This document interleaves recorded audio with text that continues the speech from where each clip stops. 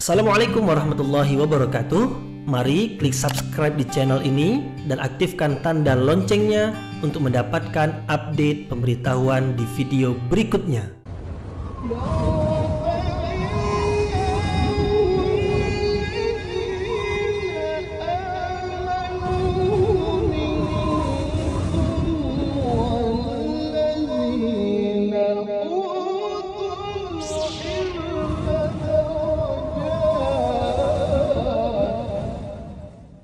Assalamualaikum warahmatullahi wabarakatuh. Alhamdulillahi rabbil alamin wa bihi nasta'inu ala umurid dunya waddin, nasta'inuhu wa nastaghfiruh wa na'udzu billahi min shururi anfusina wa min sayyiati a'malina.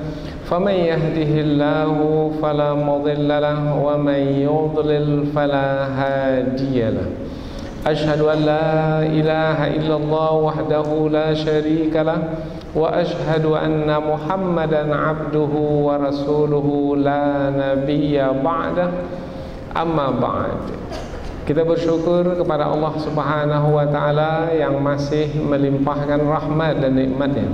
Kita bersyukur dengan mengucapkan Alhamdulillahi Rabbil Alamin. Tidak lupa pula bersalawat kepada Rasulullah dengan mengucapkan Allahumma salli ala Sayyidina Muhammad wa ala ali Sayyidina Muhammad. Dan bersalam kepada Rasulullah dengan mengucapkan Assalamu alayka ya Rasulullah. Alhamdulillah kita dapat kembali meneruskan pengajian tafsir ayat-ayat suci Al-Quran yang insyaAllah kita akan teruskan kepada ayat yang ke-72 dari surah Al-Ma'idah, yaitu yang menerangkan tentang perbuatan kemusyrikan yang dilakukan oleh orang-orang Nasrani atau oleh orang-orang Kristen, yaitu dengan mengatakan bahwasanya Allah itu adalah Nabi Isa alaihi salam, dengan mengatakan bahwasanya Allah itu menjelmakan dirinya pada diri Nabi Isa alaihi salam, maka Nabi Isa kalau begitu adalah juga Tuhan. Jadi apabila mereka menuhankan Nabi Isa alaihi salam, di samping menuhankan Allah Subhanahu wa taala, berarti mereka telah menyekutukan Allah. Mestinya mereka mentauhidkan Allah, menetapkan bahwasanya Tuhan adalah satu saja, yaitu Allah Subhanahu wa taala, Allah sebagai Tuhan yang Maha Esa. Tetapi mereka menetapkan pula di sana selain Allah ada juga Tuhan, yaitu Nabi Isa alaihi salam. Nah, orang-orang Kristen yang menuhankan Nabi Isa alaihi salam bermakna mereka telah menyekutukan Allah. Di dalam ayat ini Allah menyebut mereka sebagai orang-orang kafir. Jadi orang-orang Kristen yang mengatakan bahwasanya Nabi Isa adalah Tuhan, maka perkataan mereka bahwasanya Nabi Isa itu adalah Tuhan, perkataan mereka yang seperti itu adalah memasukkan mereka ke dalam golongan orang-orang kafir. Kemudian di dalam ayat ini Allah menerangkan balasan yang akan mereka terima disebabkan karena perbuatan kemusyrikan yang mereka lakukan. Apa balasan yang akan mereka terima? Balasannya adalah Allah akan mengharamkan ke atas mereka surga. Artinya mereka tidak akan dimasukkan ke dalam surga. Sebab perbuatan mereka itu perbuatan yang sangat tercela sekali, yaitu melakukan kemusyrikan. Di dalam ayat ini di penghujungnya disebutkan bahwasanya orang-orang yang melakukan kemusyrikan itu adalah orang-orang yang zalim. Berarti kemusyrikan adalah kezaliman. Kezaliman yang paling besar adalah kemusyrikan. Maka balasannya, karena dosa syirik itu adalah dosa yang paling besar, maka balasan yang mereka terima adalah tidak akan dimasukkan ke dalam surga. Bahkan tempat kediaman mereka adalah neraka untuk selama-lamanya, dan di sana mereka menerima azab yang besar dan tidak akan diringankan sedikit pun. Berarti ayat ini adalah ayat ancaman, atau ayat ini adalah ayat peringatan yang keras terhadap orang-orang yang menyekutukan Allah. Dan lebih khusus, ayat ini peringatan kepada orang-orang Nasrani, orang-orang Kristen yang telah menyekutukan Allah dengan mengatakan bahwasanya Nabi Isa itu adalah juga Tuhan atau jelmaan Allah Subhanahu wa taala. Inilah kandungan dari ayat yang kita pelajari dalam kesempatan ini. Apa kaitannya dengan ayat sebelum ini? Kaitannya adalah apabila ayat-ayat sebelum ini menerangkan tentang orang-orang Yahudi, yaitu kekufuran mereka, dan disebabkan karena kekufuran mereka, mereka tidak layak untuk diambil sebagai pemimpin, maka sekarang Allah menerangkan pula tentang orang-orang Nasrani, yang mana mereka itu juga adalah dari kalangan Bani Israel. Jadi kalau orang-orang Yahudi dari kalangan Bani Israel, orang-orang Nasrani pun juga dari kalangan Bani Israel. Nah, yang satu kumpulan dari kalangan Bani Israel, yaitu orang-orang Yahudi, telah diterangkan sebelum ini dalam banyak ayat. Sekarang pula Allah menambahkan lagi satu kumpulan lagi dari kalangan Bani Israel yang menyebut diri mereka sebagai orang-orang Nasrani, maka Allah pun juga menyebut mereka sebagai orang-orang Nasrani. Jadi mereka yang terlebih dahulu menyebut diri mereka sebagai orang-orang Nasrani, orang-orang Kristen, lalu Allah menyebut mereka sebagai orang-orang Nasrani, yang mana mereka mempercayai bahwasanya Tuhan itu bukan hanya Allah, tetapi Tuhan itu adalah juga Nabi Isa alaihissalam. Kalau begitu sudah ada berapa Tuhan? Sudah ada 2 Tuhan. Ini satu kelompok dari orang-orang Nasrani. Nanti ada lagi satu kelompok mengatakan bahwasanya Tuhan itu bukan 2, tapi 3. Yang 3 itu Allah, kemudian malaikat Jibril, kemudian Nabi Isa alaihissalam.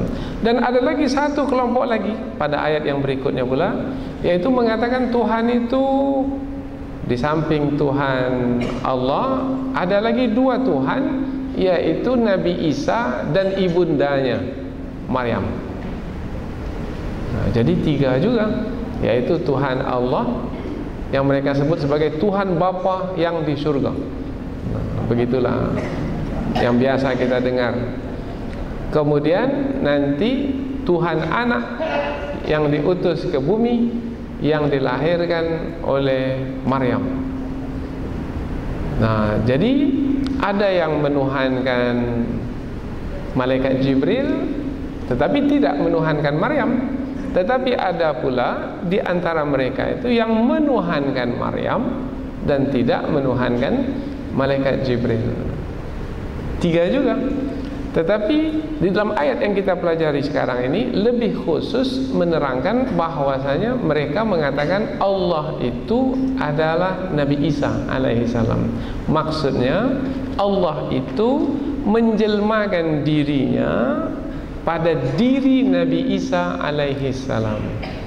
Berarti kalau Allah itu adalah jelmaan pada diri Nabi Isa, berarti Nabi Isa itu adalah juga Tuhan. Tetapi perkataan mereka itu terbantahkan oleh perkataan Nabi Isa alaihissalam selama Nabi Isa hidup. Selama Nabi Isa hidup menyampaikan dakwahnya kepada Bani Israel, Nabi Isa mengatakan bahwasanya wahai Bani Israel, serulah atau beribadahlah kepada Allah, yang Allah itu adalah Tuhanku dan Tuhanmu. Jadi tidak ada Nabi Isa menyeru Bani Israel untuk menuhankan dirinya, tidak. Bahkan melalui perkataan Nabi Isa ini terbantahkanlah perkataan orang-orang Nasrani itu, yaitu melalui penggunaan kata Rabb yang disebut oleh Nabi Isa. Rabb, Tuhan, maknanya Allah itu Tuhanku, Rabbi wa Rabbukum, dan Tuhanmu. Jadi apabila Allah adalah Tuhan Nabi Isa dan juga Tuhan Bani Israel, yaitu yang mengaku pengikut sebagai Nabi Isa alaihissalam, maka tidak ada alasan untuk mengatakan bahwasanya Nabi Isa itu adalah juga Tuhan, karena Nabi Isa itu sendiri menyeru kepada penuhanan Allah Subhanahu wa ta'ala saja. Inilah dia ayat yang akan kita pelajari, dan sudah nampak kedudukannya di ayat ini. Kemudian apabila kita kaitkan dengan ayat-ayat sebelumnya, yaitu ayat ini adalah ayat yang menerangkan tentang ancaman Allah kepada orang-orang Kristen yang mempersekutukan Allah Subhanahu wa ta'ala dengan mengatakan bahwasanya Allah itu menjelmakan dirinya menjadi Nabi Isa alaihi salam, sehingga Nabi Isa itu pun disebut sebagai Tuhan. Inilah kesesatan orang-orang Kristen, dan disebabkan karena kesesatan itulah Allah menyebut mereka dalam ayat ini sebagai orang-orang kafir. Allah Subhanahu wa taala berfirman, A'udzu billahi minasyaitonir rajim. Bismillahirrahmanirrahim. Laqad kafara alladhina qalu innallaha huwal masih ibnu Maryam wa qala al-masih ya bani Israil u'budullaha rabbi wa rabbakum innahu man yushrik billahi faqad harramallahu alaihi al-jannata wa ma'wahun nar wa ma lizzalimin min ansar. Allah berfirman, laqad kafara, sungguh telah kafirlah, alladzina qalu, orang-orang yang berkata, innallah, sesungguhnya Allah, huwal masih ibnu Maryam, dia adalah Al-Masih bin Maryam, Al-Masih putra Maryam. Yang dimasukkan dengan Al-Masih adalah Nabi Isa alaihi salam. Dahulu sudah kita terangkan mengapa Nabi Isa digelar dengan Al-Masih. Wa qala al-Masih, dan telah berkata Al-Masih, yaitu Nabi Isa, ya Bani Israel, wahai Bani Israel. Yang dimaksudkan adalah orang-orang Kristen. U'budullah, beribadahlah kepada Allah, Rabbi wa Rabbakum, Rabbku dan Rabbmu, Tuhanku dan Tuhanmu. Innahu, sesungguhnya, may yusyrik billah, barang siapa yang menyekutukan Allah, faqad harramallahu alaihil jannah, maka sesungguhnya Allah telah mengharamkan ke atasnya surga, wa ma'wahun nar, dan tempat kembalinya neraka, wa ma lizzalimin min ansar, dan tidaklah bagi orang-orang yang zalim itu penolong-penolong. Maknanya tidaklah orang-orang zalim itu memiliki penolong-penolong yang akan menolong mereka dari azab Allah Subhanahu wa ta'ala.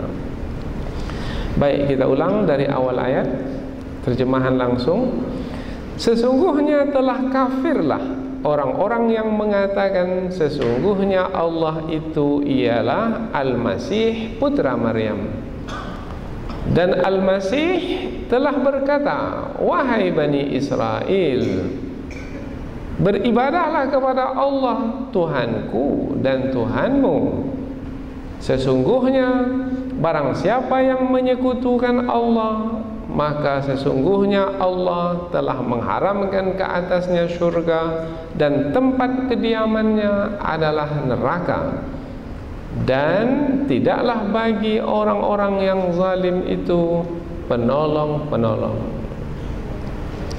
Jadi ringkasan ayat ini menerangkan tentang kekafiran orang-orang Kristen, dan yang menetapkan kekafiran mereka adalah Allah Subhanahu wa taala, disebabkan karena mereka berkata bahwasanya Allah ialah Al-Masih putra Maryam.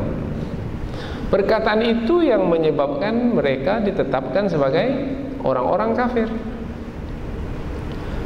Lalu balasan yang mereka terima di akhirat kelak adalah mereka akan dimasukkan ke dalam neraka, disebabkan karena mereka telah melakukan kezaliman yang paling besar, yaitu menyekutukan Allah, dan tidak ada penolong yang akan menolong mereka.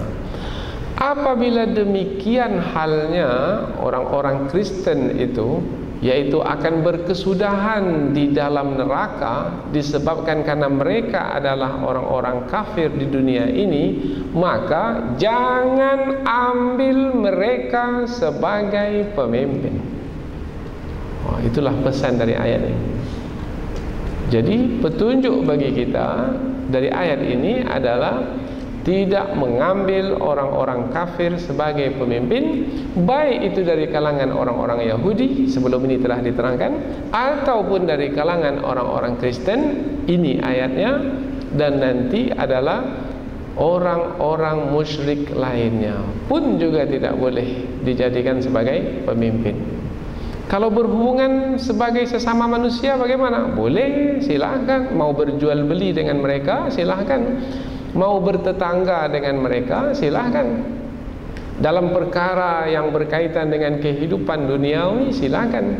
Tetapi kepemimpinan itu kaitannya adalah dengan kehidupan, dan kehidupan itu hendaklah di bawah petunjuk Allah Subhanahu wa taala, mesti berdasarkan petunjuk Allah. Maka bagaimana orang-orang kafir itu akan memimpin kita dalam kehidupan, sementara mereka itu adalah orang-orang yang tenggelam di dalam kekafiran? Tidak akan mungkin orang yang akan berakhir nantinya di dalam neraka yang akan memimpin kita di dunia ini. Tak akan mungkin. Bagaimana mungkin mereka akan memimpin kita di dalam kehidupan ini, sementara kehidupan ini adalah penentu kehidupan di akhirat nanti. Maka untuk menjadi pemimpin tidak, tetapi untuk menjadi kawan, sahabat, tetangga umpamanya dalam perkara urusan keduniaan, silahkan. Jadi sangat jelas sekali di dalam ayat ini tentang kedudukan orang-orang kafir di dalam kehidupan orang-orang beriman, khususnya di dalam kepemimpinan. Karena sebelum ini sudah kita terangkan siapa pemimpin itu. Pemimpin itu adalah yang membimbing, yang membawa. Seperti imam yang ada di dalam salat. Imam itu yang membawa makmumnya. Imam takbir, makmum takbir. Imam rukuk, makmum rukuk. Imam sujud, makmum sujud. Imam menuju surga, maka makmum pun menuju surga. Bagaimana kalau berimam kepada imam yang menuju neraka? Tidak akan mungkin bisa diterima. Inilah dia pesan jelas, ringkas dari ayat ini. Mudah-mudahan orang-orang beriman tidak tertipu dan tidak terpedaya oleh propaganda musuh, sehingga mengatakan bahwasanya tak ada masalahnya untuk mengangkat pemimpin dari kalangan yang bukan Islam. Tidak, sudah sangat jelas dalam beberapa ayat sebelum ini, sudah sangat terang sekali, dan mudah-mudahan tidak ada lagi alasan untuk menidakkannya atau menolakkannya. Sekarang kita akan lihat ayat ini dengan lebih terperinci lagi melalui tafsirnya.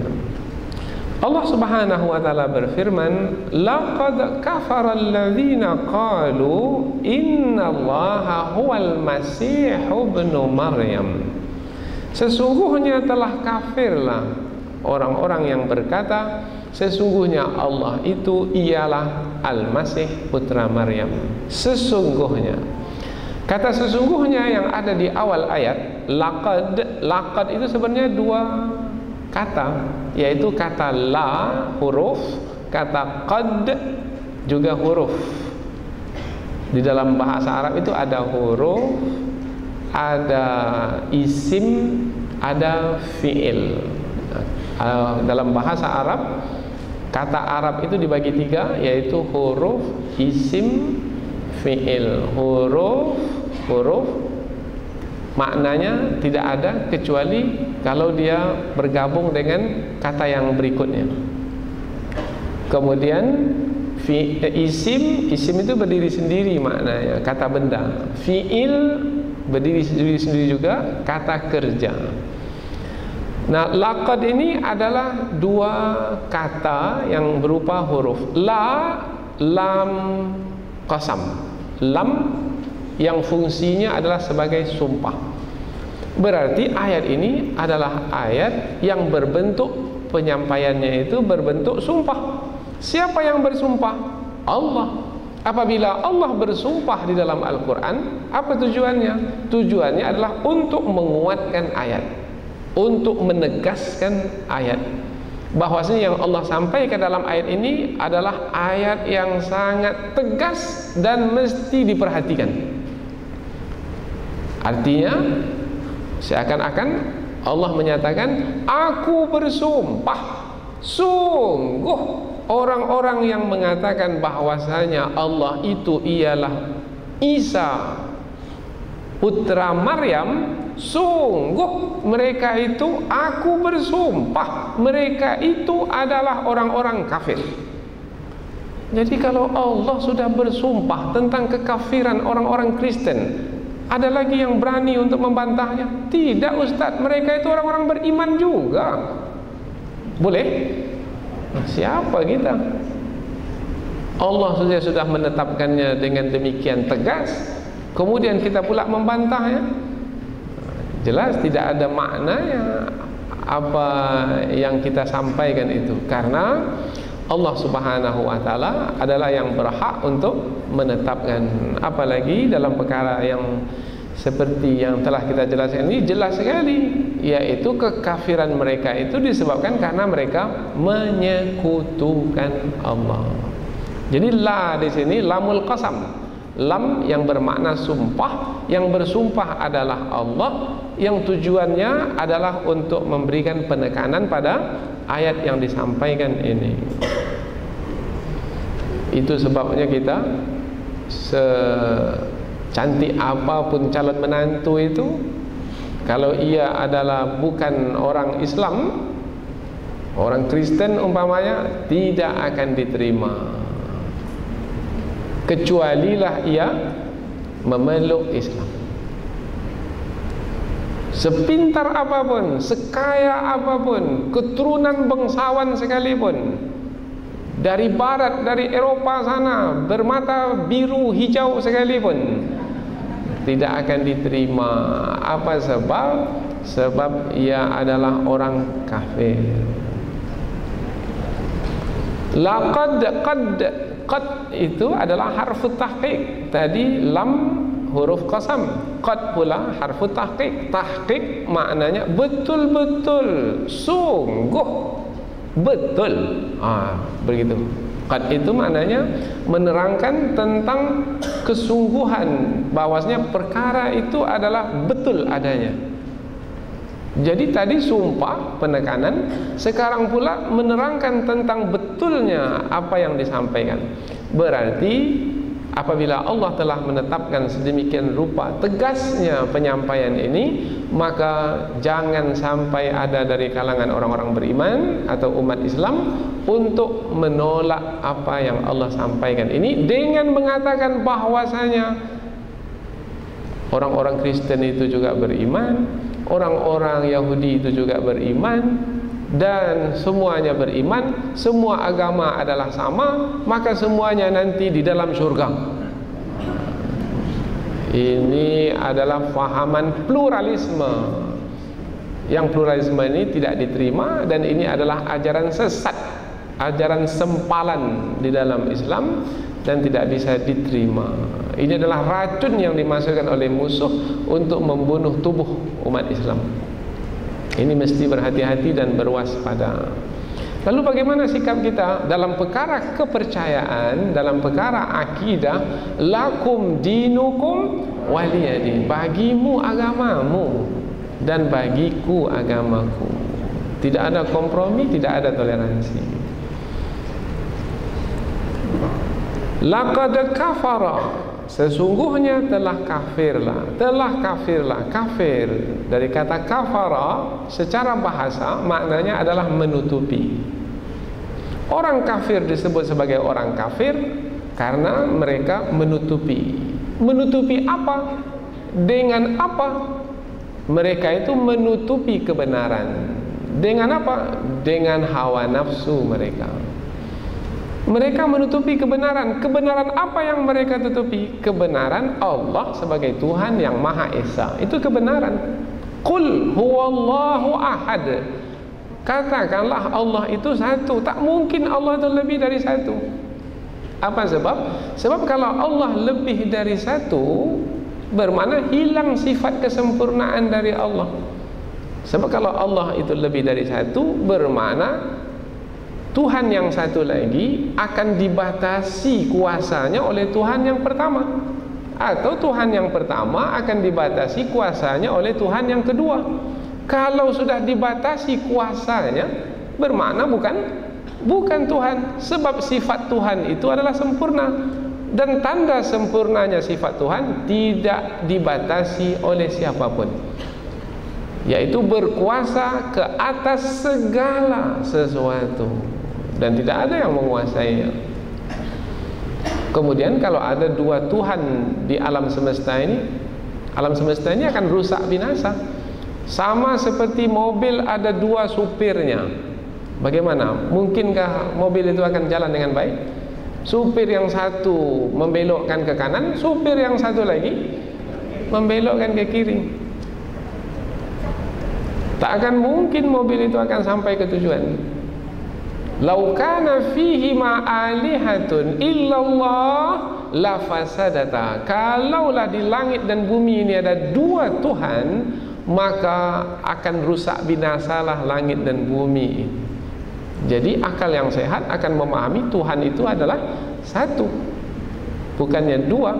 Tetapi orang-orang Kristen, satu kelompok dari mereka yang disebutkan dalam ayat ini, mengatakan bahwasanya mereka itu menyatakan dalam kepercayaan mereka Tuhan itu dua. Ada di antara ulama tafsir menyebutkan kelompok itu bernama Al-Ya'qubiyah, kelompok Ya'qubiyah. Ada lagi yang mengatakan kelompok Al-Malkaniyah, kelompok Malkaniyah. Jadi orang Kristen itu banyak lagi kelompok-kelompok di dalamnya. Nah, satu di antaranya adalah menyatakan Tuhan itu dua. Satu Tuhan Allah, dan satu lagi Tuhan Allah yang menjelmakan diri pada diri Nabi Isa alaihi salam. Mereka ini telah menutupi keberadaan Allah yang Maha Esa dengan hawa nafsu mereka, yaitu dengan mengatakan bahwasanya Allah itu dua. Nah, perkataan mereka Allah itu dua dengan mengatakan Allah itu ialah Nabi Isa. Nah, perkataan itu adalah perkataan bohong, sebab yang mereka ada-adakan, padahal sebenarnya Tuhan itu adalah satu. Maka melalui perkataan itulah mereka mengkufuri Allah, menutupi keberadaan Allah. Itu yang disampaikan kepada manusia. Akhirnya manusia pula menerimanya tanpa menggunakan akal fikiran. Akhirnya manusia yang menerima tanpa menggunakan akal fikiran, mereka itu adalah orang-orang yang telah disesatkan oleh kebodohan. Akal ada tapi tak mau menggunakan akal. Beragama itu mesti berakal, mesti menggunakan akal. Kalau tidak bisa diterima oleh akal, tidak bisa diterima oleh akal, bermakna itu adalah kesesatan. Macam mana bisa diterima oleh akal? Dua tapi satu, satu tapi dua. Orang seperti ini tidak lulus matematika ini. Karena tak akan mungkin satu itu dua, dua itu satu, tak akan mungkin.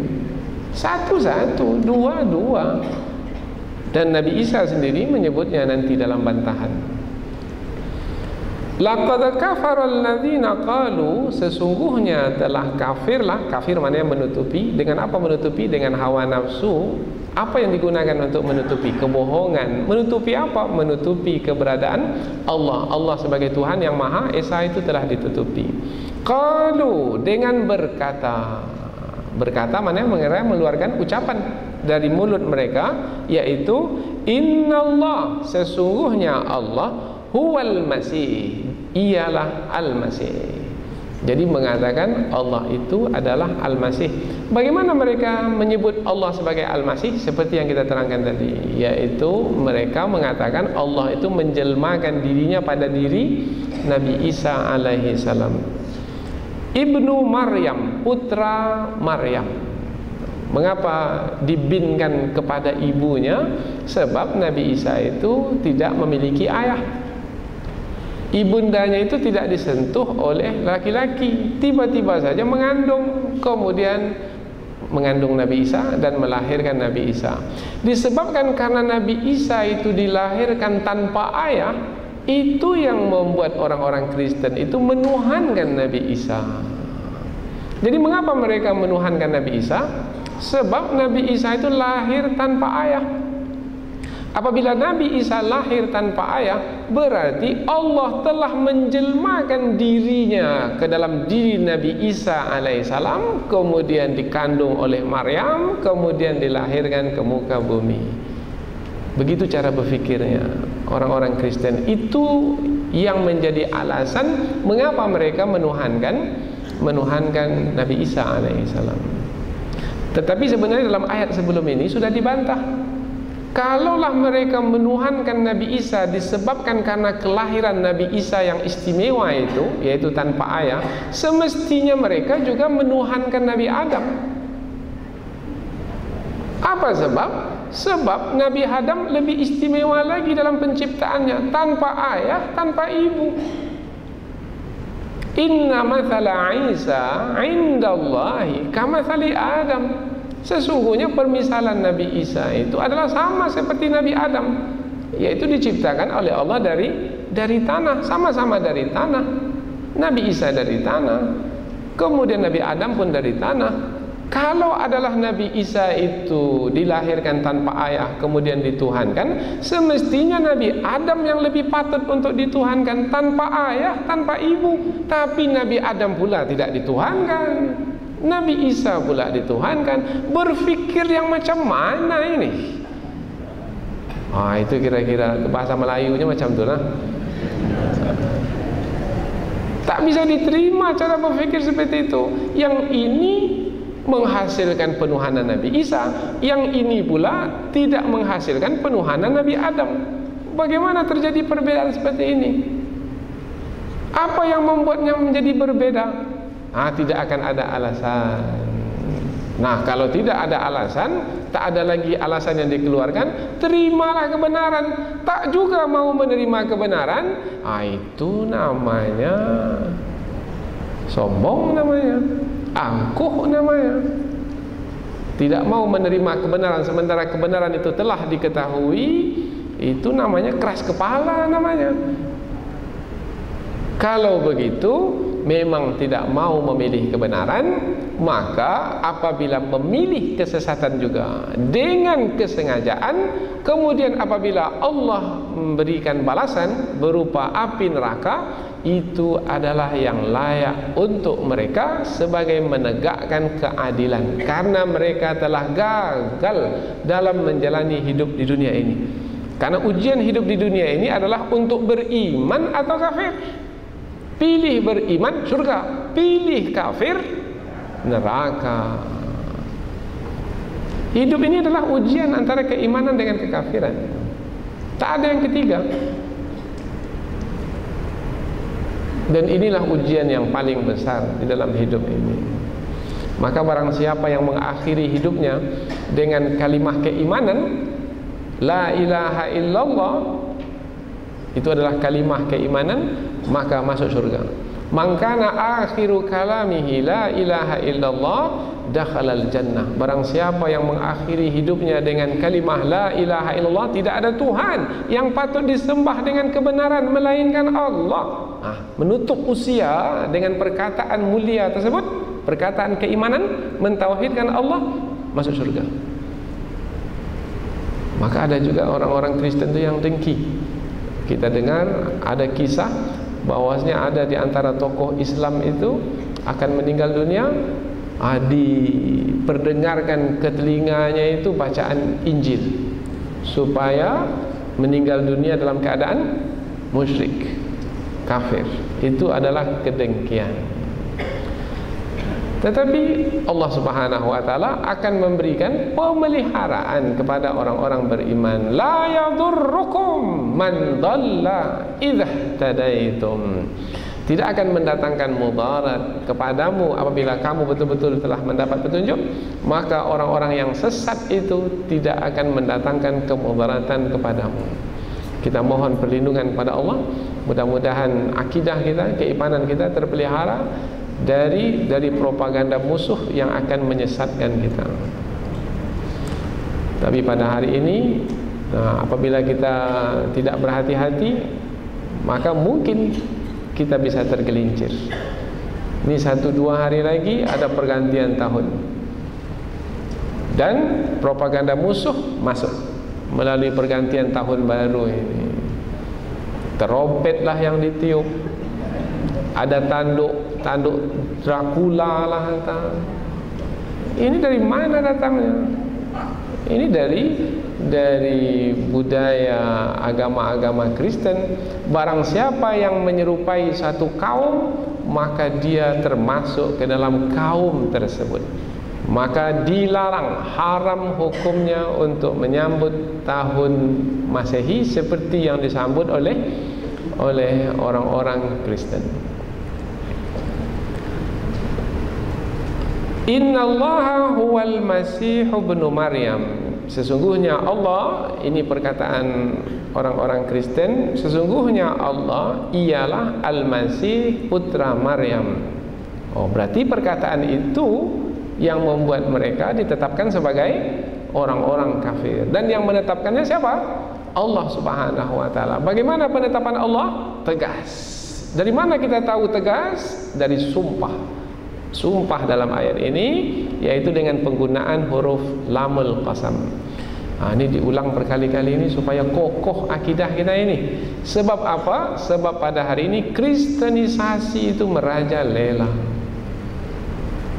dari berbagai macam cara.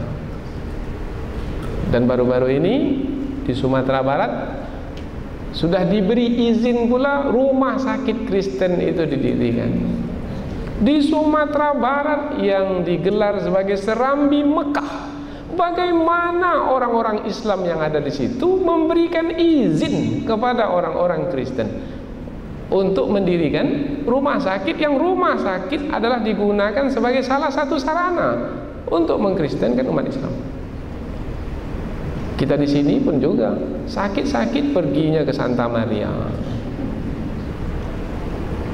Sementara kita ada rumah sakit Islam, kita ada rumah sakit umum, dan kita ada rumah sakit yang bisa memelihara dan menjaga akidah kita.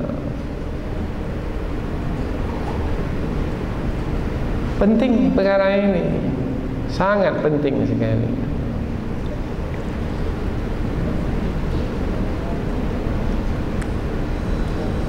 Karena akidah adalah yang paling berharga. Yang menentukan hidup kita berikutnya adalah akidah kita. Harta kita yang banyak bukan menentukan. Jabatan kita yang tinggi bukan menentukan. Pengikut kita yang ramai bukan menentukan. Yang menentukan kehidupan kita berikutnya adalah akidah kita, keimanan kita. Kalau itu tidak kita jaga, bagaimana? Ku anfusakum wa ahlikum nar. Pelihara dirimu dan keluargamu dari api neraka. Kalau tidak masuk api neraka, ini dia ayat yang menerangkan bahwasanya kesudahan dari orang-orang yang menyekutukan Allah itu adalah dimasukkan ke dalam api neraka. Tempat kediaman mereka adalah dalam api neraka. Ini penyampaian seperti ini jangan difahami ini namanya mengkeji, bukan. Ini menghina, bukan. Penyampaian seperti ini menerangkan apa adanya. Ini dia keilmuan, ini berdasarkan ilmu. Apabila memang tidak bersetuju, bantah. Tapi tak ada pula yang membantah. Ada Dr. Zakir Naik, ini di tingkat internasional. Beliau menyampaikan perkara ini. Dan ada pendeta-pendeta yang membantah. Pendeta yang membantah memeluk Islam. Jadi kalau pendeta adalah memeluk Islam, orang awam, kalau bahasa Jakartanya, ngapain lagi? Ngapain lagi?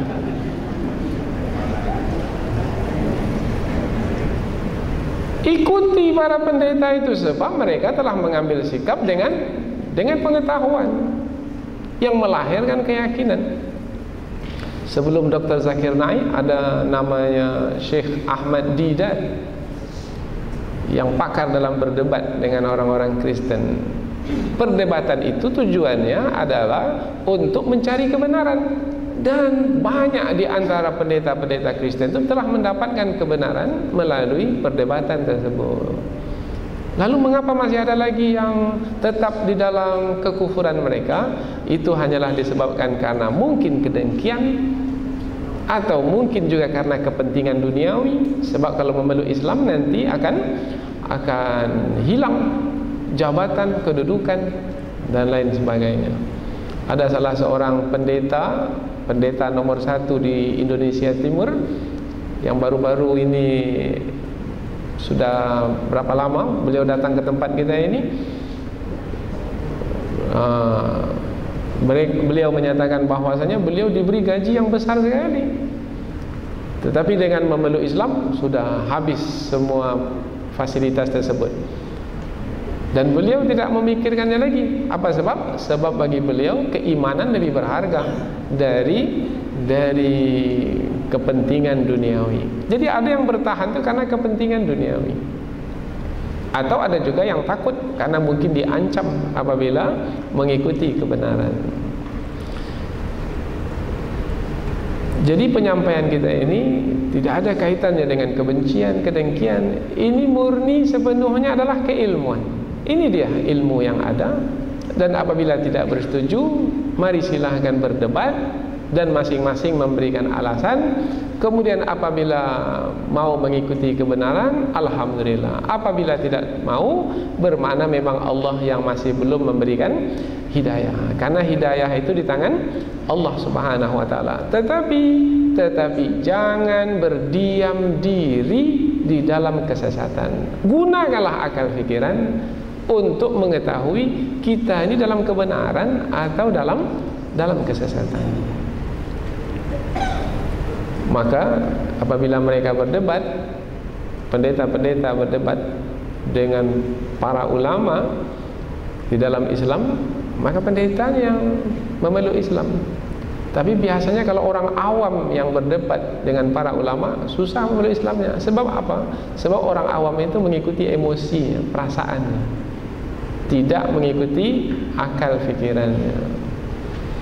Dan belum ada lagi ulama yang keluar dari Islam, kan? Tidak ada.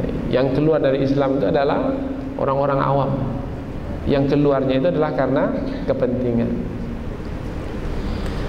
Wa qala al-Masih, dan telah berkata al-Masih, ya Bani Israel, wahai Bani Israel.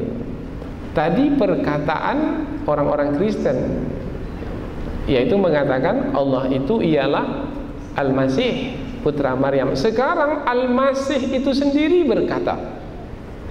Nah, mengapa Allah sampaikan di sini perkataan Al-Masih? Perkataan Al-Masih ini untuk membantah perkataan orang-orang yang mengaku sebagai pengikut Al-Masih. Siapa orang-orang yang mengaku pengikut Al-Masih? orang-orang Kristen. Nah, Al-Masih, Nabi Isa sendiri yang membantah perkataan orang-orang Kristen itu. Apa kata Nabi Isa? Ya Bani Israel, wahai Bani Israel. Ini perkataan Nabi Isa. U'budullah, beribadahlah kepada Allah, Rabbi wa Rabbakum. Yang mana Allah itu adalah Tuhanku dan Tuhanmu. Allah adalah Tuhanku. Bukan aku Allah, bukan. Aku ini adalah hamba Allah. Aku menuhankan Allah. Allah Tuhanku, Allah juga Tuhanmu. Kita ini sama-sama menyembah Allah. Bagaimana kamu pula menyembahku? Kira-kira begitulah penyampaian dari Nabi Isa alaihissalam. Ustaz, Nabi Isa ini kan lebih dahulu dari orang-orang Kristen itu. Bagaimana pula Nabi Isa itu membantah? Kan yang membantah itu yang datang kemudian. Nah, pemahamannya bukan begitu.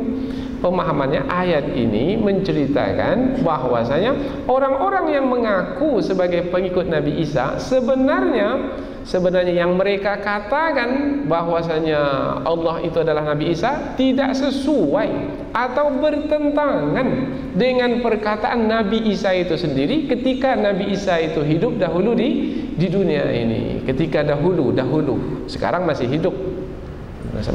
Ketika dahulu hidup di dunia ini, karena sekarang ini sudah diangkat ke langit. Ketika dahulu sampai di sepanjang hayatnya, sampai ketika sebelum diangkat ke langit, sepanjang hayatnya dalam menyampaikan dakwah mengatakan bahwasanya Allah itu adalah Tuhan beliau dan juga Tuhan Bani Israel. Tidak ada Nabi Isa pernah mengatakan bahwasanya dirinya adalah sebagai Tuhan. Berarti yang dikatakan oleh orang-orang Kristen bertentangan dengan apa yang dikatakan oleh Nabi Isa. Kalau bertentangan, bagaimana bisa mengaku sebagai pengikut Nabi Isa? Kalau memang yang mengaku sebagai pengikut Nabi Isa, apa yang dikatakan oleh Nabi Isa itu pula lah yang dikatakan. Itu baru maknanya pengikut Nabi Isa. Pengikut itu kan yang mengikuti. Ini lain yang dikatakan oleh Nabi Isa, lain pula yang dikatakan. Maka bermakna bukan pengikut Nabi Isa. Bohong-bohongan saja berarti sebagai pengikut Nabi Isa. Apa bahasa Jakartanya bohong-bohongan? Cari sendirilah. Tak begitu penting. Rabbi wa Rabbakum. Di sini Nabi Isa menggunakan kata Rabbi, Rabb. Apa makna Rabb? Rabb itu maknanya adalah yang mencipta. Rabb itu maknanya adalah yang mengatur. Rabb itu maknanya yang melindungi. Rabb itu maknanya yang menolong. Rabb itu maknanya menghidupkan. Rabb itu maknanya mematikan. Apakah Nabi Isa punya kuasa yang sedemikian itu? Nabi Isa mampu menciptakan? Tidak. Kalau begitu, Nabi Isa itu bukan Tuhan, wahai Bani Israel. Maka bagaimana kamu menuhankan Nabi Isa?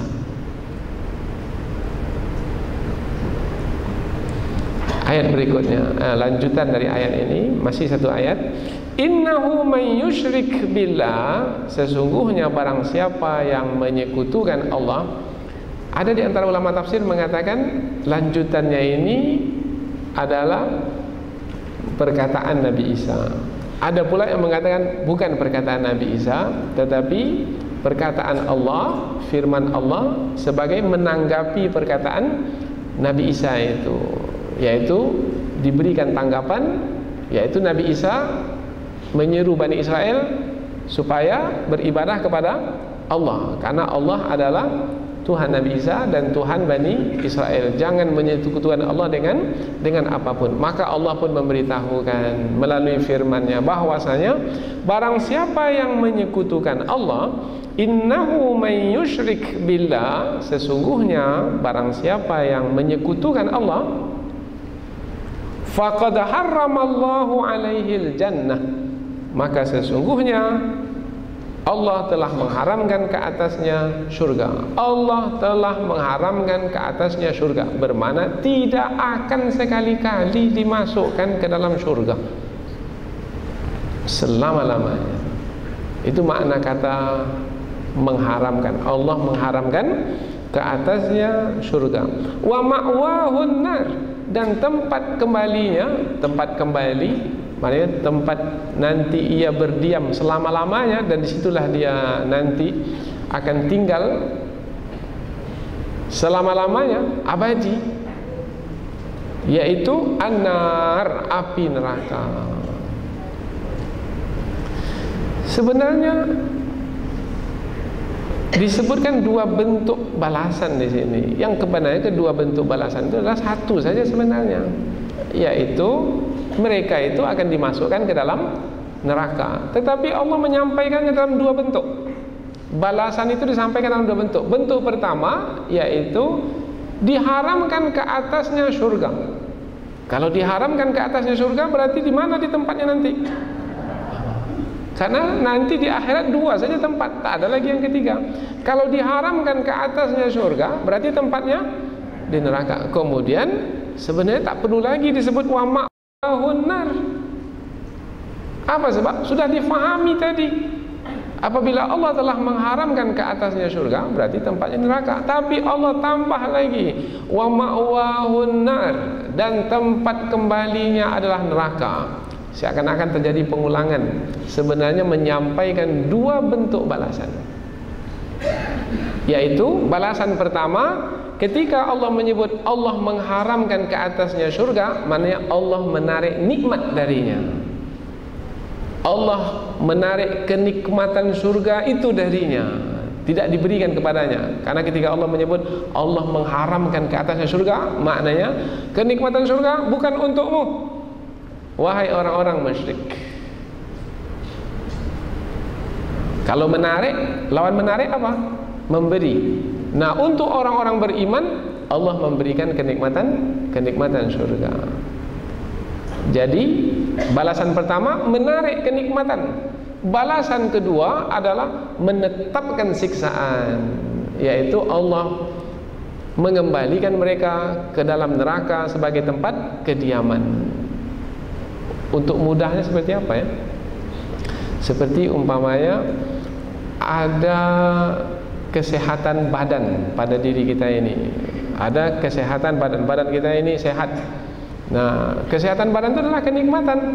Nah, Allah tarik kesehatan badan. Setelah ditarik kesehatan badan, berarti kan sakit.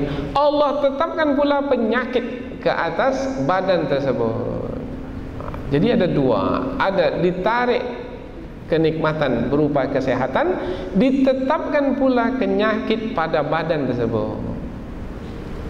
Apa maknanya ini? Maknanya adalah balasan yang mereka terima itu adalah balasan yang sangat besar sekali di dalam penderitaannya, di dalam kesengsaraannya. Nikmat ditarik, siksa diterima. Oh, itu berat sekali. Kalau demikian besar balasan yang mereka terima berupa siksaan, dan sebabnya adalah karena menyekutukan Allah, bermakna perbuatan menyekutukan Allah itu adalah perbuatan yang sangat buruk dan sangat tercela sekali. Apabila perbuatan yang sangat buruk, sangat tercela itu telah mereka lakukan, maka mungkinkah orang-orang beriman, umat Islam akan menjadikan mereka pula sebagai pemimpin?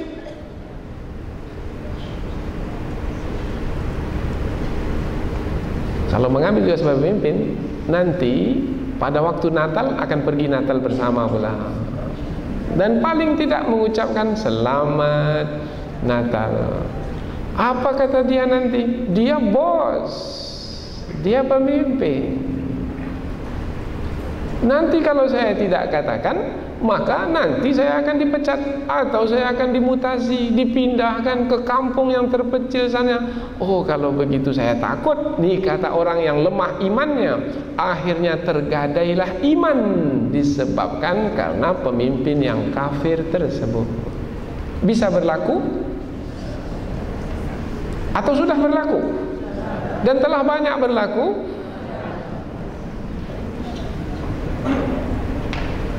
Sudah sangat jelas petunjuk dari Allah Ta'ala ini. Dan inilah dia petunjuk yang akan menghantarkan kepada kemuliaan, kepada keselamatan, kepada kebaikan kita di dunia ini dan kebaikan kita di akhirat nanti. Penghujung ayat, wa ma lizzalimina min ansar, dan tidaklah bagi orang-orang yang zalim itu memiliki penolong. Min ansar, wa ma lizzalimin, tidak ada bagi orang-orang yang zalim, bermakna mereka tidak memiliki apa? Ansar, penolong-penolong. Apa makna di sini? Orang yang zalim sudah dimasukkan tadi adalah orang-orang yang menyekutukan Allah itu. Dalam ayat ini khususnya adalah orang-orang Kristen disebutkan. Apabila disebut mereka itu tidak memiliki penolong-penolong, apa maknanya? Apa makna penolong? Penolong itulah yang meringankan beban kita. Penolong, umpamanya kita beli barang beratnya 80 kg, kita tak mampu bawa sendiri, berat, tak mampu bawa sendiri. Bagaimana supaya terbawa juga dan terasa ringan?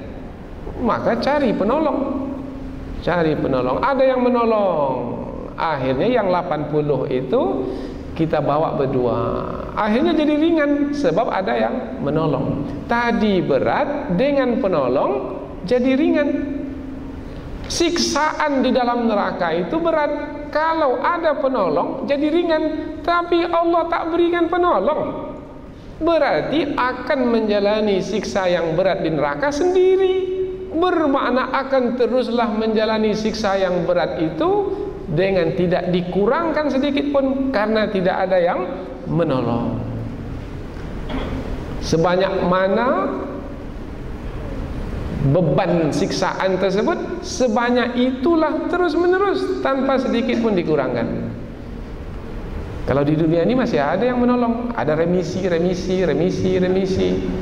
Tahun baru remisi, kemudian hari kemerdekaan remisi lagi, kelakuannya baik remisi lagi. Tapi di dalam neraka nanti tak ada remisi. Di dalam neraka apabila melakukan kemusyrikan ketika di dunia, melakukan kekufuran ketika di dunia, maka azab yang diterima seperti itu selama-lamanya. Wa ma lizzalimina min ansar, dan tidaklah bagi orang-orang yang zalim itu penolong-penolong untuk mereka. Mengapa disebut di sini ansar, penolong-penolong? Dalam ayat yang lain satu penolong, ini di sini disebutkan banyak penolong. Satu penolong pun tak ada bagi mereka. Tapi dalam ayat ini tidak ada bagi mereka penolong-penolong. Mengapa dibuat dalam bentuk banyak di sini? Tafsirannya adalah dibuat dalam bentuk banyak, yaitu untuk menjelaskan apabila penolong-penolong yang banyak saja tak bisa membantu mereka, apalagi penolong yang satu. Jadi Allah ingin menerangkan di sini bahwasanya tidak ada peluang untuk mendapatkan keringanan sisan disebabkan karena tidak ada penolong-penolong yang akan menolong. Apabila demikian ancaman Allah, yaitu balasan berupa siksaan api neraka yang dahsyat di akhirat kelak, maka hendaknya orang-orang yang masih menyekutukan Allah ketika di dunia ini hendaknya segera beriman kepada Allah. Sudah tinggalkan kemusyrikan itu. Apalagi yang membuat diri itu terpaku dalam kemusyrikan atau hanyut dan tenggelam dalam kemusyrikan? Ilmu sudah dapatkan ilmu, apalagi dunia ini sejauh manalah dunia ini, pada akhirnya akan meninggalkan dunia ini juga.